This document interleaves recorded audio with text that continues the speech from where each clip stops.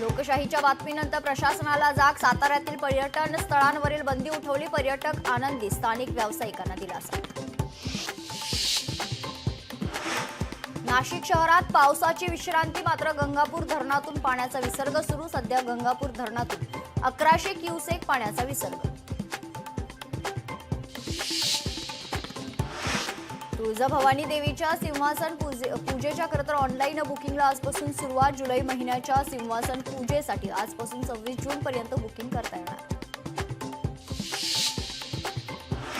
August पासून सोलापूर ते मुंबई विमान सेवा सुरू. सोलापूर मुंबई विमान सेवा सुरू करण्याच्या हालचालींना वेग.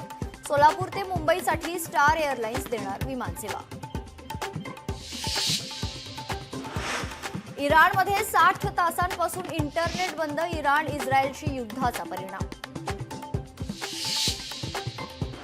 नाशिकमधील 5 धरणातून जूनमध्ये प्रथमच विसर्ग. मुसळधार पावसानं हजेरी लावल्यानं धरणातून विसर्ग तर 5 धरणातून गोदावरी नदीत विसर्ग सुरू.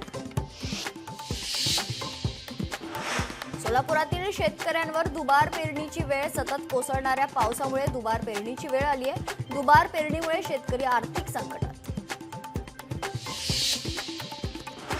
पुण्यात रिक्षा चालकाने महिलेला उडवलं. पुण्यातील गोखले नगर भागातील घटना घडल्यानंतर रिक्षा चालक गेला पळून. इराणमधून भारतीयांचं एक विमान दिल्लीत दाखल. ऑपरेशन सिंधू अंतर्गत इराणमधून परतले 290 भारतीय. सुरक्षित बचावासाठी मानले भारत सरकारचे आभार.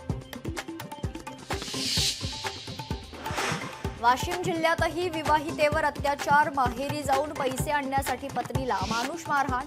5 लाख रुपये आणि 4 चाकी गाडीसाठी तगादा.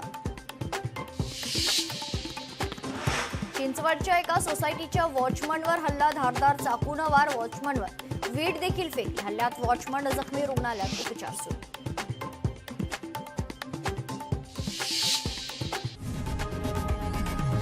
लोकशाही मराठी ऐका, पहा, जागरूक रहा.